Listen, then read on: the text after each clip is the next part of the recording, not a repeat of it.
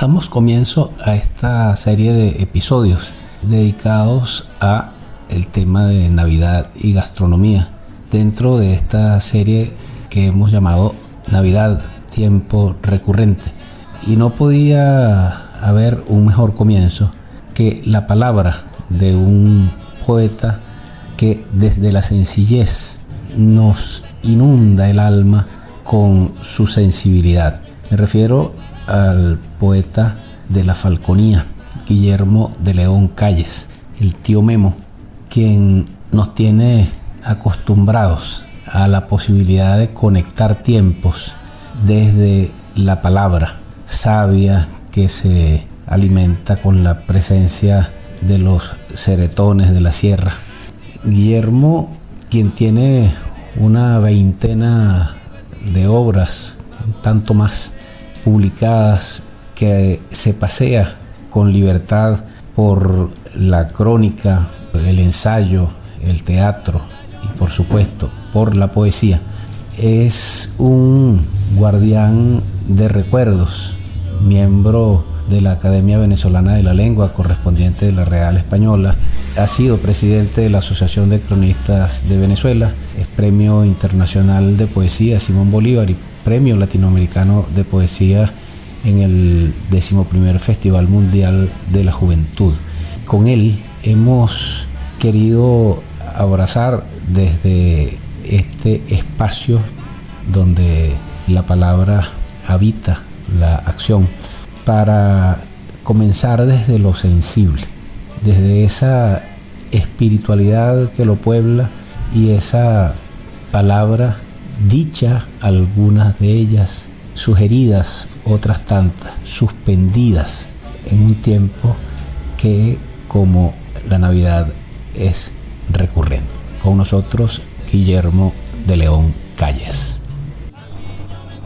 Agradezco profundamente a mis apreciadísimos amigos y hermanos Andrés Fernando Rodríguez y Víctor Hugo Márquez por haberme distinguido en los términos de que abra esta serie de programas en relación con las tradiciones navideñas de nuestro país.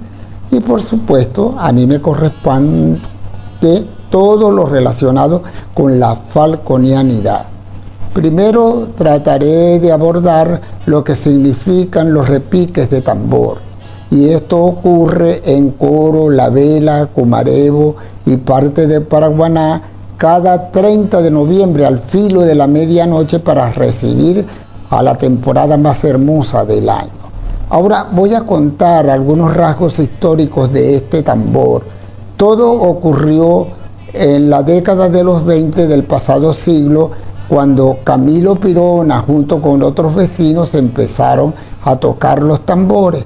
No había una estructura definitiva, sino que en esa época llegó desde Curazao una mujer de muy pequeña estatura a quien todos los coreanos empezaron a denominar como María Chiquitín. A ella se le sumó Panchón Faneite y así anduvieron por las calles de la ciudad, más no en el centro, porque la sociedad entonces no permitía que anduvieran por las calles mujeres bailando al ritmo del tambor con el quiebre de la cintura y de las caderas, porque lo consideraban como contrario a la moral y a las buenas costumbres. De todas maneras fue trascendiendo hasta que, caída la dictadura de Marcos Pérez Jiménez, el gobernador de entonces, Pedro Luis Bracho Navarrete, decretó que cada 30 de noviembre, en vísperas de la Navidad, se repicaran los tambores en toda la ciudad. Y así se quedó entonces para siempre. Este recurso tan hermoso, tan maravilloso y tan sonoro, que también se trasladó al tambor veleño, al tambor cumarevero y a uno que desapareció, que fue el tambor de Adícora, y que ahora se refleja en la península a través de la agrupación Acanda en Punta Cardón. Todo este legado lo recibió Olga Camacho con su agrupación La Camachera.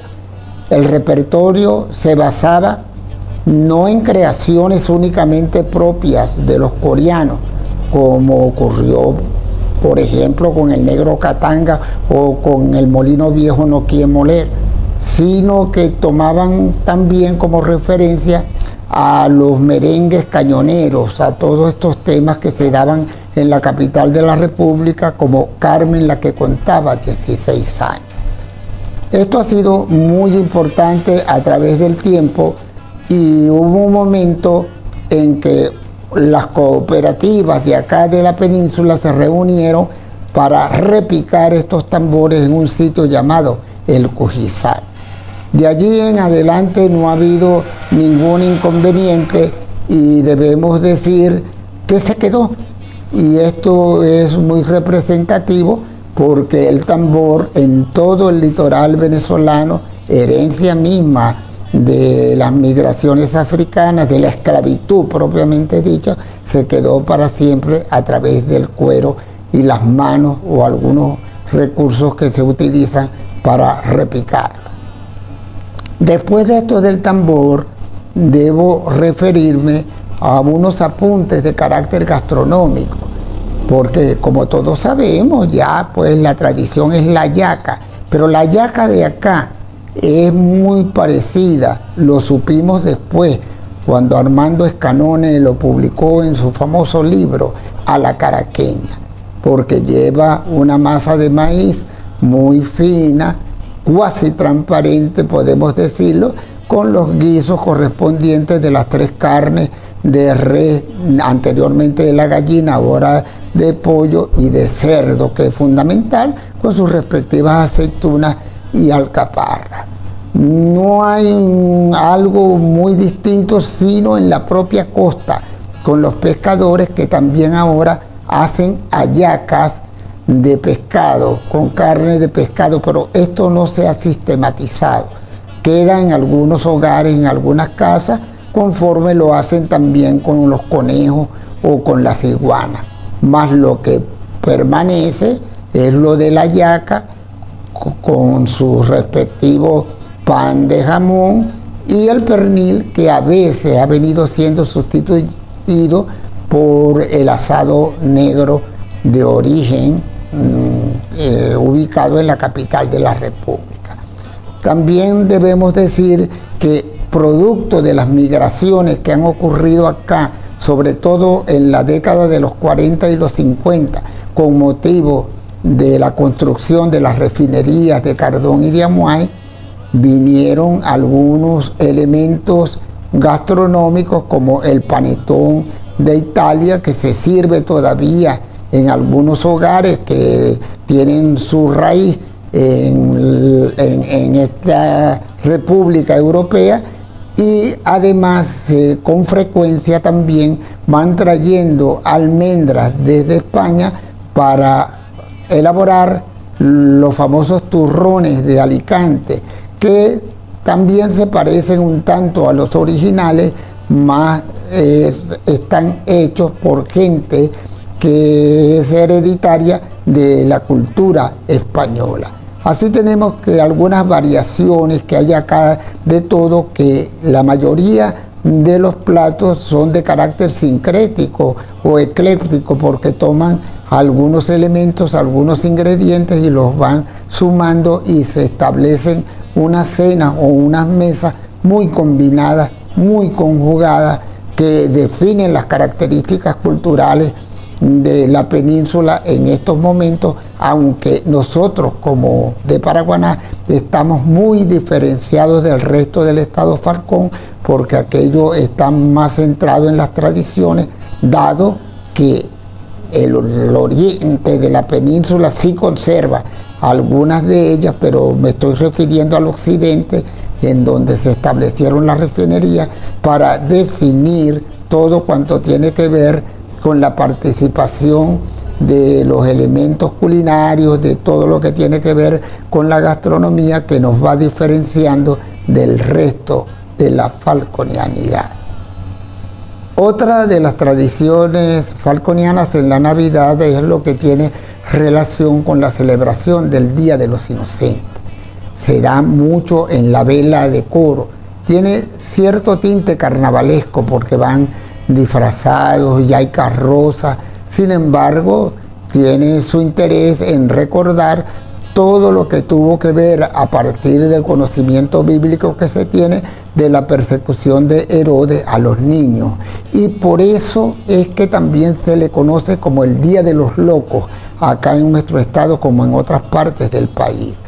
Uno recuerda que ese Día de los Locos se celebraba con gente muy sencilla, de pueblos que cargaban unos látigos o unos fustes con la finalidad de golpear o de vejar a los niños. Sin embargo, era puro efecto de amenaza, porque nunca se cumplía. Era como una manera de ridiculizar o de recordar de manera triste o de manera no sagrada lo que tenía que ver con la persecución de Herodes, que tenía el propósito de asesinar al niño Dios.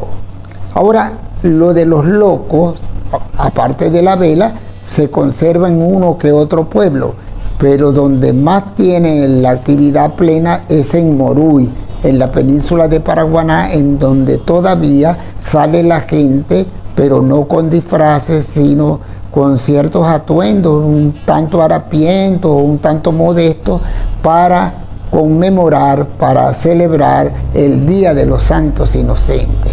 Esto es muy importante porque atrae a mucha gente. La península toda se vuelca allá en Moruy y allí mismo durante todo el día van deteniendo a los que van pasando en sus vehículos. Allí los penalizan con algo que tiene que ver más que todo con un aporte de licor o de otra naturaleza para poder seguir celebrando este día, porque no hay ningún apoyo, sino que es una relación, una referencia muy espontánea de los morulleros y de otros paraguanenses que se acercan a este sitio para recordar que existe en el Santoral un Día de los Santos Inocentes. Al principio se me había solicitado que hablara acerca de las tradiciones navideñas falconianas. Más de pronto, Andrés Fernando, con una noble coacción, me solicitó que dijera uno de mis poemas relacionados con la Navidad. Yo sé que también hay cierta complicidad de mi hermano Víctor Hugo. Ahora voy a estrenar, porque es parte de lo que yo voy a producir como una videotarjeta de Navidad en una serie que se llama Cánticos. Y elegí como primicia para ustedes quienes están compartiendo este programa el denominado Con la mula hasta Belén. No es que no encuentre posada la Virgen sagrada y pura para que nazca el Dios niño en la más modesta cuna. Es que San José no quiere que se baje de la mula. Ella va sobre la mula con su manto remendado y San José está pendiente de que no haya un paso en falso, porque Belén los espera en su muy humilde establo. La mula no se regresa porque el buey la está esperando para acompañar al niño cuando se unan llanto y canto y el cielo encienda la estrella que guiará a los Reyes Magos.